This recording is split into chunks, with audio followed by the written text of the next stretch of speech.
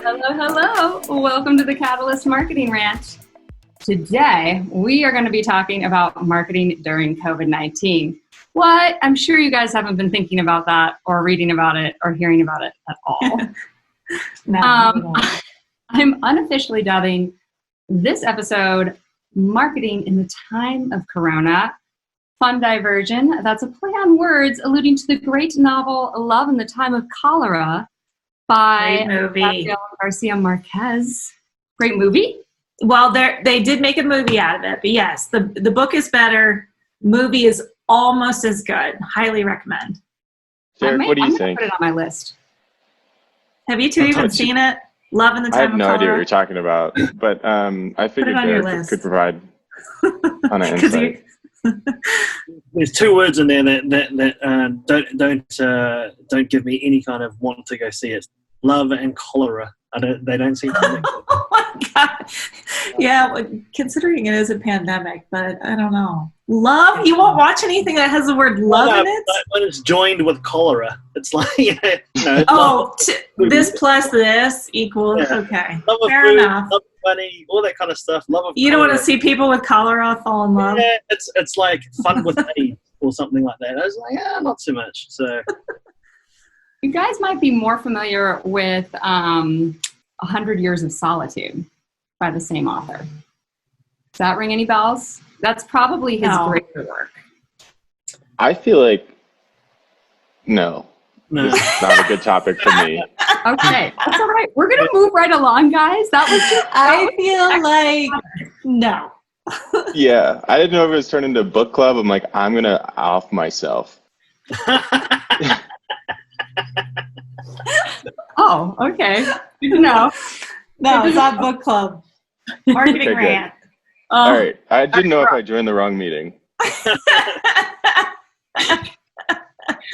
Just thought I'd add some interesting tidbits in the intro. I'll depart from doing that in the future. As long as it doesn't have to do with books. Yeah. So we are. Can't really. Yes. What are we talking about specifically? Who the hell knows? We're going to cover basically how our clients have been reacting to the pandemic and what advice we'd be dispensing to you if you are our clients or if you are our clients. But rest assured, guys, we are going to keep it real in case you didn't already know that about us. We, of course, just want to pause for a hot second and acknowledge that this has been a very challenging time for folks, both personally and professionally. So as trite as it may be, we believe that it's the community that's going to get us through this for the foreseeable future. So really all that to say, feel free to contact us. We're in the business to be helpful. So we're here for you. And we know it's not all sunshine and rainbows, but we are an optimistic bunch. And we believe that there are some things that you can do to prepare, fortify, and even thrive in this time of insanity. So do you guys want me to do intros? Because I feel like I forgot that part. We don't need intros. Yeah. Okay. Oh. So and this is their favorite part, but I found a solution to my pronouncing issue. So we have Robin, our fearless leader, and she is here to offer her expert advice from what it's like to be on the client side. We also have our big brand creative connoisseur, Derek, and we have Trevs.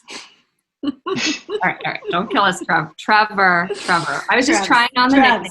Trying on. or Trevor. All right. Trevor. Here to offer analytics and, of course, a very rational perspective on the topic. And then you have me, Mariah. I'm really here just to make bad jokes and hopefully ask the right questions. So let's go. You guys ready? We're born ready.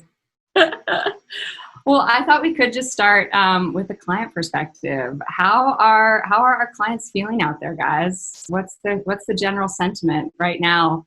Week or month 4, year 5, whatever it is, into this thing. I'll pick it up. So yeah, I mean, with the range of clients that we have as well, a lot of it, when you kind of look at the clients that we have, specifically the ones that are financially secure, let's say, there's some clients out there that are a lot bigger than the other ones that we have. The ones that are financially secure, they obviously have diverted a lot of the resources that they had attributed for the rest of the year in terms of what they had planned for their marketing. And so COVID has actually, it's changed their focus a lot. Now, what they have done though, and the kind of the Achilles heel of a big organization though, is to move rapidly into a new direction. So that's one of the kind of teething things that they've found, is that at times where they have to turn quite quickly, they have been able to. And even though the want is there to kind of focus on other things, they haven't been as nimble as they could have been. So, but they do have the resources to kind of put it in. And so their focus has been mainly on slightly philanthropic, but also how can their services affect the current situation in COVID. The smaller ones, obviously, I think the first thing that happens when you're a smaller company is that your budgets tighten and your belts tighten a lot. And that's a natural reaction. Anyone who's been through 2008 knows that a lot of the budgets did tighten and a lot of the activity dropped off. I think though that one of the things that we learned from 2008 is that stopping everything completely isn't actually the most beneficial thing for your company, because it will not help increase your brand awareness, especially in a time when people are they're stuck at home at the moment as well. So I think it's being smarter. I think it's one of the things about COVID is that people aren't like debilitated to the point where nothing's happening around them. Things are still happening around them. They're just in a different scenario of seeing those things. They're not seeing outdoor billboards. They're not, they're having more content online and stuff. So it's actually just kind of maintaining your brand integrity, your presence, and also investing smartly from a client point of view. Gotcha. Robin, Trevor, anything different from that you're seeing? Are you feeling like people are, Derek, you almost portray it sort of like in a calm, like folks are calmly navigating the storm. It's purely my voice though. Okay. Yeah.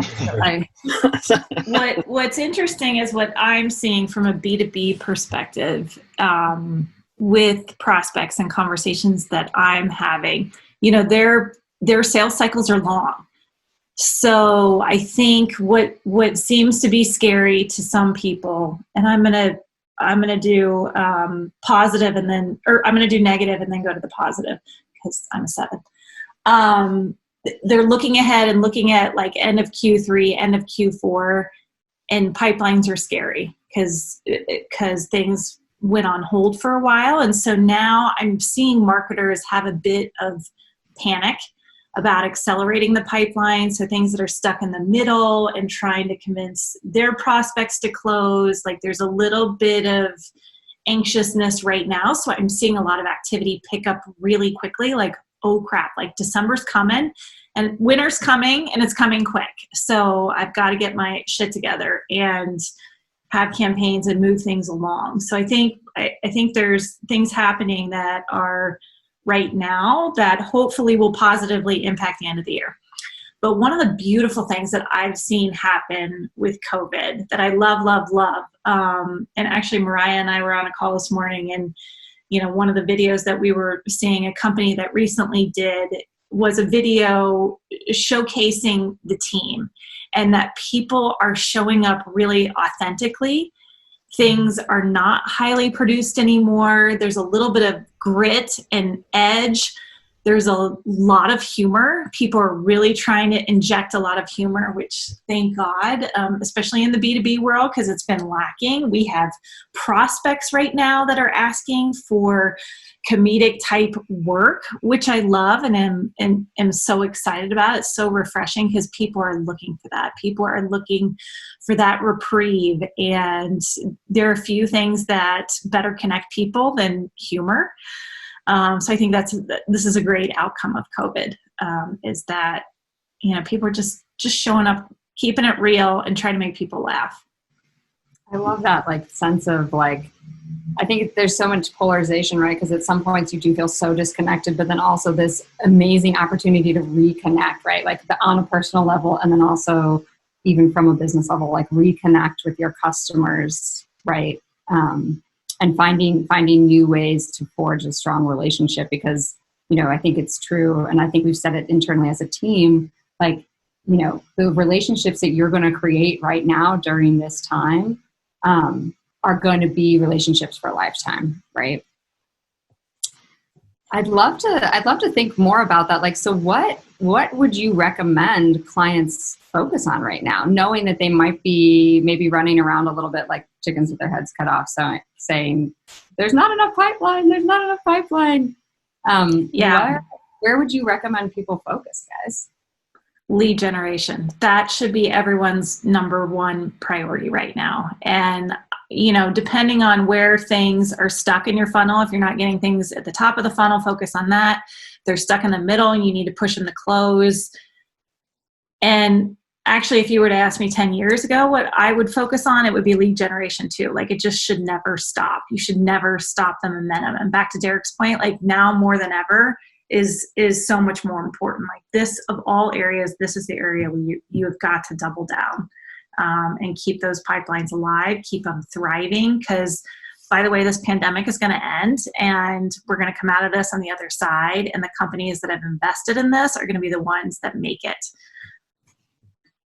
Yeah, I definitely agree. I think as we've kind of like shifted into this new normal, as everyone calls it, we have to think about like what are the biggest gaps. The biggest gap in my mind is sales can't go have a meeting to really make that sale. It needs to be very far along, and it's not the same smiling face and that handshake that closes the deal, or that dinner or the lunch or whatever. You have to let the product do a lot of the selling and let your company do a lot of the selling, and it has to be done digitally. So I think the companies that are doing well had already pre-invested in a strong website and a strong user experience and marketing automation and all of the things that make it so that you now had to pare back. A lot of people had to cut their team, or at least you're on a hiring freeze. So your team is your team. So whatever your capabilities are, those are your capabilities and have been for the last 4 months, and probably for some companies for a little while will be.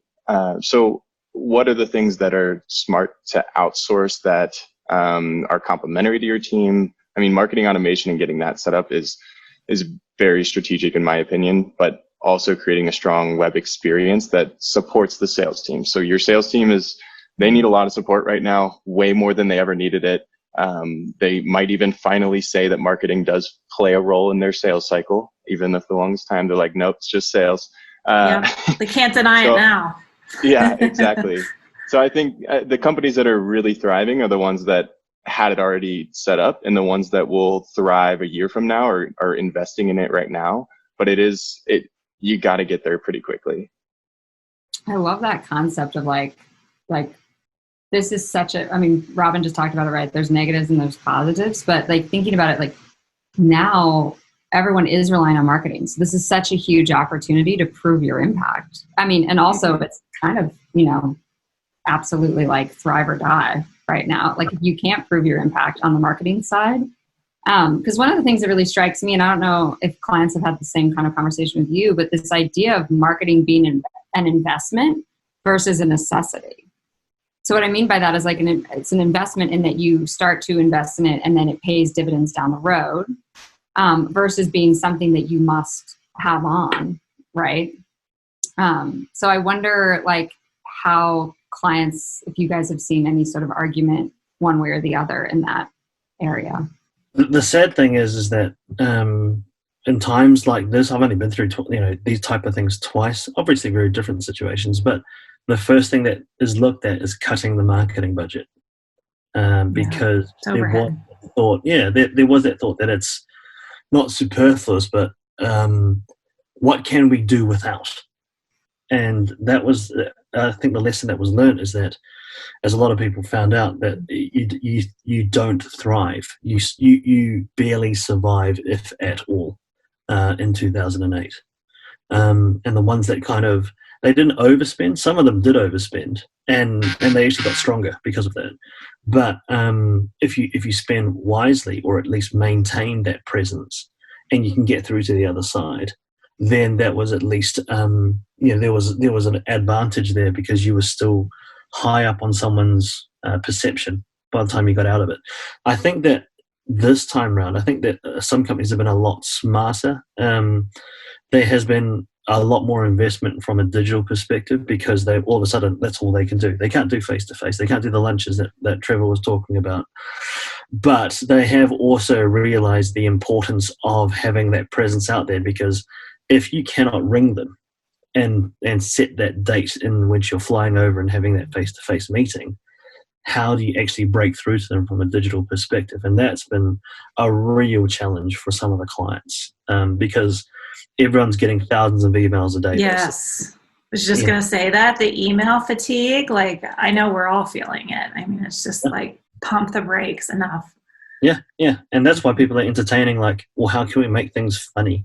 And it's kind of a weird thing, because even though we're socially distanced, it's slightly ironic that people are now going, okay, how do we connect with people emotionally now, or from a humoristic presence, or from a social media presence, or something like that. So there's that that human craving of interaction and emotion and having something like that. But now we have to kind of put it into a digital space and say, oh, how do I connect with people?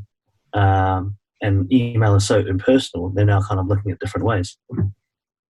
That's to a certain extent, for someone like me, that gets me so excited, because I'm like, what an amazing challenge to have as a creative and strategy agency. One, how do you personalize email? Because we do get emails that we do open, and we do feel like we have a connection to somebody with, but also like just moving all of that into the digital space.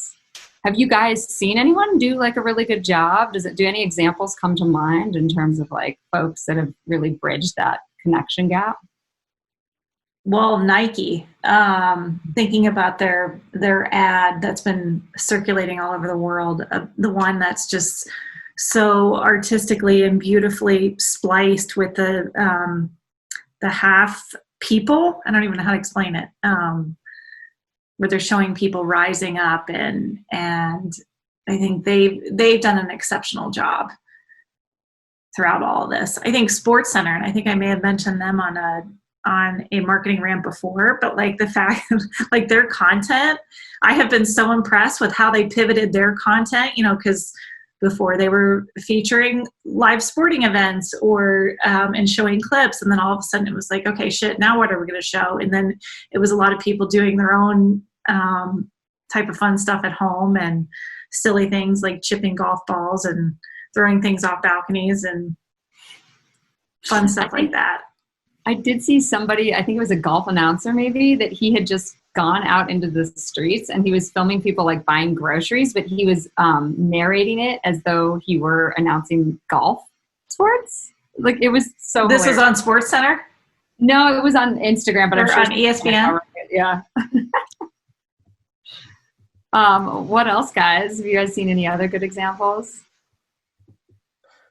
I think there's random examples everywhere. There's like that one, there was an agency that did it. They were in Detroit, and because all the streets were empty, they had the opportunity to take advantage of that. And like, it was a kind of a, we'll get through this COVID situation message. I think what it spurred a lot is creativity in a time of duress, in a way. There has been like, and I know that thematically a lot of them are hopeful and everything like that, and which is fantastic, obviously. But it's also spurred a lot of people to be a lot more, and I'm talking generally, not just in business and just clients, but just in general, there has been a spur towards different type of content. And then that's kind of fed into like the B2B business as well, because obviously you see even the B2C trends, they always kind of fall back in. But when the B2C trends are so restricted in a way, it's allowed people to kind of, there's almost been a bit of a blend sometimes. I kind of think that in terms of the B2C perspective of creative, people have just been, we're all in the same boat. So now I'm not going to treat B2C audiences different from B2B. There's now that kind of shift towards, actually, you know what? They're all the same audience, really. They're just people sitting at home with their dogs and, making lunch and all that kind of stuff. And it's kind of given a different perspective a little bit. And so I think it's opened a little bit of a door in a way to kind of go, actually, let's treat them like a real person rather than a person sitting in a suit in an office. And you kind of see little cracks like that opening up now. I've seen that. I was really impressed actually with what Salesforce did and their speed to market with it, but their leadership in crisis or leadership through change series, and just inviting their customer base and their prospect base into the homes of people like the drummer from Metallica, Soledad O'Brien, Brene Brown. And you do have that element, I think, which is so great, of just being in somebody else's living room or home office, which kind of just makes it more authentic right off the bat. I've also seen folks do virtual events where they are less focused on selling their product, but they're more focused on like, how can we promote health and wellness right now? So we're going to have a yoga instructor come in and do a yoga class, or maybe a cooking class or something like that. Does that feel authentic or too far down the road? Too past the shark? I don't know, but I do want to make a remark about one of the things that you just said, that I feel like if you're still talking about leading through change, you're 3 months behind. To me, like, that ship has sailed. We are so far beyond that. Like, we're through the change, people. Now it's like paving the new way. And if you are still talking about that, you need to update your marketing. Yeah, like what's next? Well, I mean, maybe that's a good place to focus. So in theory, you're probably in a situation where your budget is either been slashed or it's in question. So, or you've reorged and you're on a new team with a different role, which we're finding a lot of, both client side, prospect side, like everything's just been shaken up. So right. You're completely in a different team. Everything's different. The focus is still, to a certain extent, on digital. I think Trevor brought up a really good point about just like enhancing your web experiences, really like doubling down. What are sort of those things? What are those opportunities that you think clients are missing right now to get ahead of that next wave? Yeah, it's interesting because we work with a lot of different enterprise companies, and I had a conversation with someone the other day, and we were talking about how you need to make sure your landing pages are dynamic, or your web pages are dynamic, especially if you're targeting all different types of audiences, so that it serves up the right content to the right person. And this person, who shall remain nameless, as well as the company, was saying that the marketing ops team was like, no, we don't have time to do that. We cannot update all of the web pages so that the content's dynamic and personalized. And I just thought, though, you're a dinosaur. Like, that will cause your company to close up shop and just throw it away. Like, this is the time for the change agents, the people that are willing to take some risk and try new things, because that is what is going to get you ahead. But if your thinking is so archaic that I don't have time for that, you're going to lose. Well, it's so true, because it's a real battle, right? Like, time is finite. But I think there's got to be some middle ground, right? Like, for instance, a website overhaul is a huge undertaking, but that doesn't mean you have to do every single page, dare I say. Right? You can focus on where you think you're going to get the most bang for your buck. And so you can chip away at it slowly. You can sprint things, right? So it's not all quite so daunting. Evaluating your entire tech stack, right, comes to mind, right? Like, what tools are we using? Are we actually using them? I think we run into that a lot. Trevor. Yes. Everyone's got 100 tools, and you're like, are you even using them all? And did you know how many were redundant? Yeah, that's a struggle with duplicative tools, because a lot of them, especially as they've kind of grown, a lot of tools are like, you don't need 100 of them. So they've started to cross over and made strategic partnerships or acquisitions where they might even do more than what you thought they did when you purchased them. I know Demand Base is a good example of that, but they've expanded to kind of outside of the traditional realm, and push over into some of that. They free up some of the dynamic content. They do advertise. They have a lot of different arms that they're in, but we see that next to almost competitive platforms in the same tech stack, and it's redundant, which is a great way to cut costs, but also even just you can cut costs by doing some of that automation where, I mean, Robin, you're talking about their team doesn't want to do it because they're afraid of the time suck. And that to me just tells me that you're doing it wrong. There's a little bit of an investment to get things up and running and get it done correctly, but try to figure out how to do it well. I mean, especially if you have a platform like one of these ABM platforms that exist, that those teams, you're already paying them. Try to push on those teams right now to do some of that work for you. They haven't, I mean, you're paying a lot of money right now. That customer success team on that end of the fence can probably do a lot of the setup, and then you have to do some of the messaging. And now you've freed up your team to really just focus on messaging, not the technical build out and a lot of the things that maybe seem like too scary. More or less, that's what it tells me, is not that it's too much work, it's that you don't have the know-how. And so it's just, nope, we don't know where to begin. Too scary. But it doesn't have to be scary. There's a lot of resources. Well, and it's 2020. Like, if you don't know how to do this, you're probably in the wrong job. Well, I mean, and back to I don't know that people are cutting people anymore. And if they are, it's pretty, that means you really are showing that you're not in the right job. But so your team is your team. So how do you find people who are stronger at certain things and really leverage them? I know our team has come together and done that pretty well. And I've seen it on the client side too, of our clients are really using the full breadth of their team. It's not like a lot of times you kind of see, okay, we don't work for that company, but we know that there's certain outcasts and whatever that clearly don't get utilized to their full job title. Now it's everybody's living up to their job title. I don't know if it's because they're feeling the heat or if it's they're actually being called on, because it costs a lot of money to outsource, and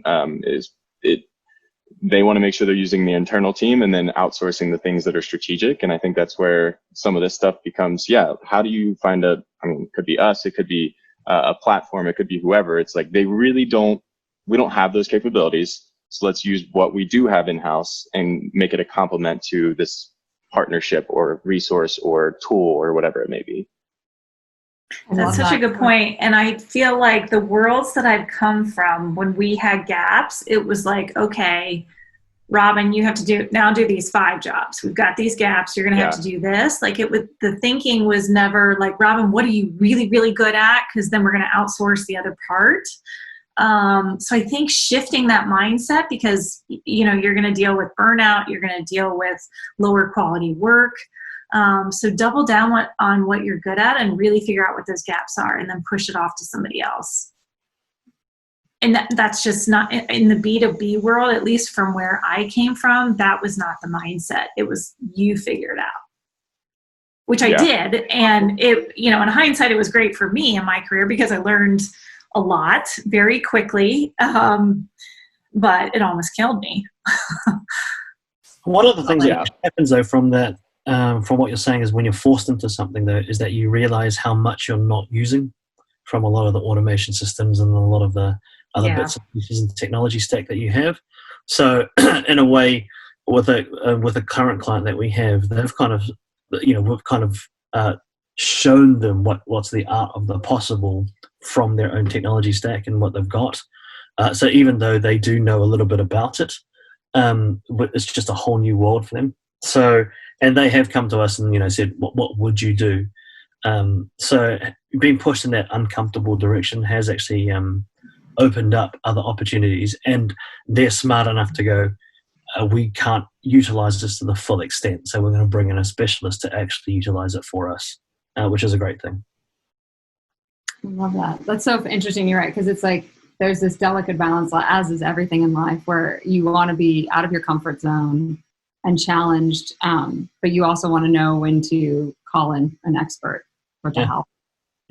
So I think, like, essentially reevaluating where your gaps are, which now probably are even more glaringly obvious to you as a client.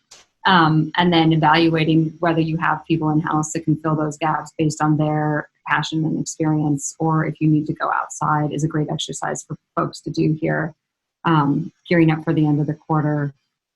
And then I think what I'm hearing you guys say is there's a lot of like, do more with what you've got, right? Like take your existing experiences, your existing content, see what's working, right? I think there's probably a need to double down on getting that data, on that information, extracting it from your MarTech stack if you can, to be able to better analyze what's working and what's not, and then focusing on, potentially repurposing, so you don't feel like you have to go out and recreate every piece of content or every part of your website.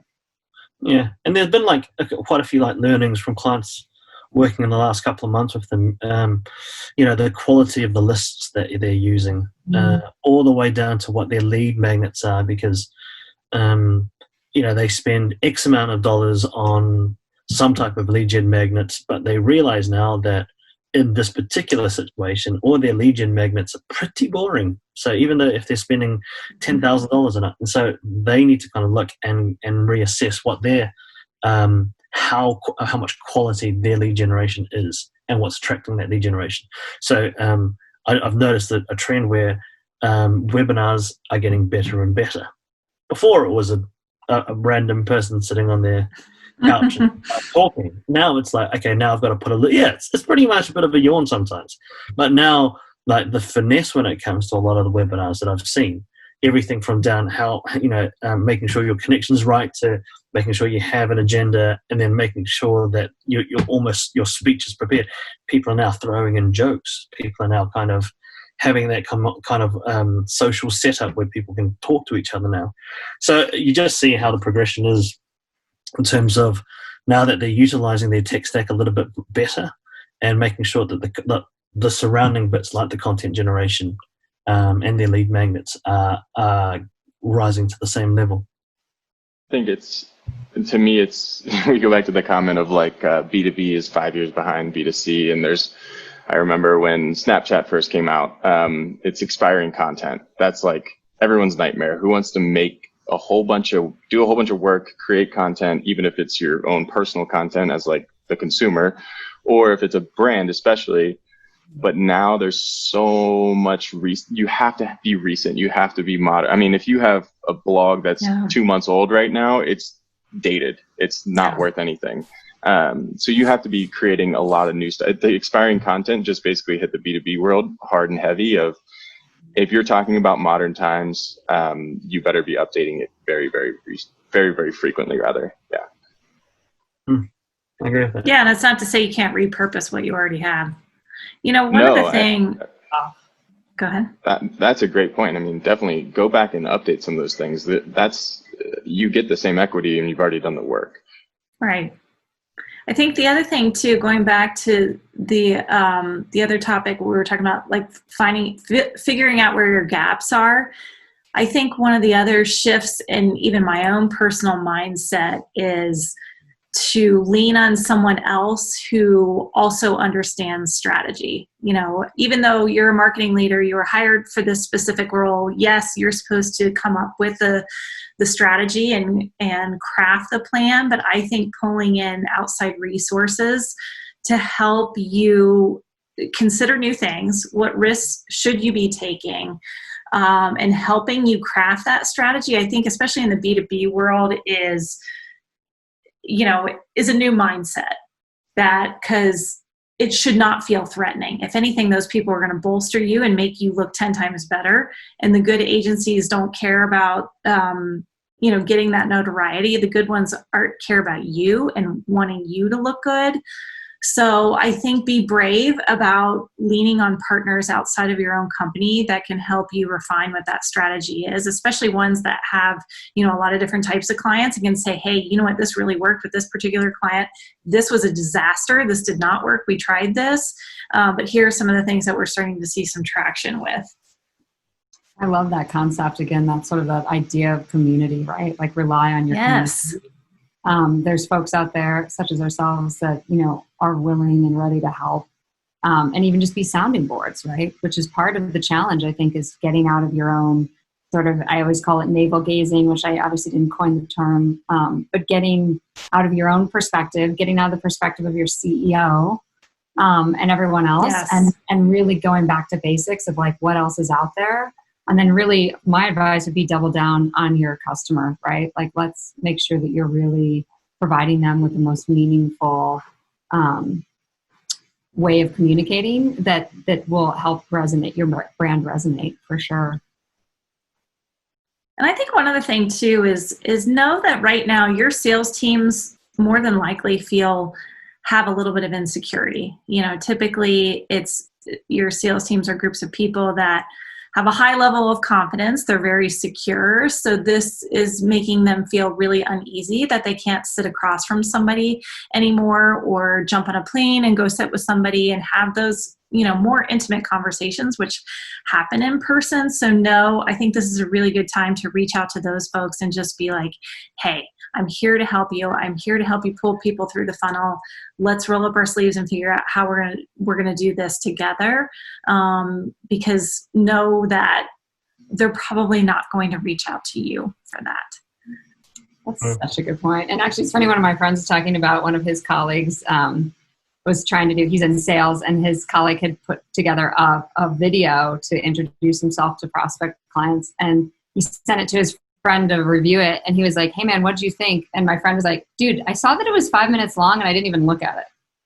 Like 5 minutes. So they need our help. Yeah. 5-minute intro video. That's a good point though. I think when I look back at 2008, you know, people could still walk around and stuff. So sales didn't kind of think, oh, I need marketing. You know, I can still go have face-to-faces in 2008. And with this now, because now sales is hamstrung a lot, they have to now go, well, how am I going to get those leads? Like I can cold call, I can ring up old prospects, but I don't have that, you know, the initiation of that. And that's where marketing has become such a partnership with them rather than a frenemy or something like that. It's now become, I really need you guys to help me as a salesperson. I mean, I've seen a lot of sales. They're not going to tell you that though, Derek. They're not going to walk. They never say that. They never say you. Yeah. I mean, I've seen a lot of friends who are in the sales part of the funnel, but there's been so much movement from them, and I think it's just kind of reiterated the fact that marketing does play a vital role in getting them the tools in order to make those sales. But yeah, it's a bit of a weird one because now it's a bit of a turnaround now since 2008. But yeah, hopefully, you know, we will pull through this and everything will go back to normal, obviously. Or not, or it won't, but it may be better, right? We're accelerating a lot of trends. I think so. Well, I love all this advice. I think it's so good. So just in summary, right, there's this concept of looking at your gaps, getting outside of your own head, offering that help to your sales team, reevaluating everything you're doing, but really focusing on what's going to count. Anything else, guys, that I just missed in my... Looking for expertise, you know, like find those gaps. Yeah, looking for those experts that fill those gaps as well. I love it. Well, I think that's good, guys. I think it's a wrap for this week. That's a wrap, gang.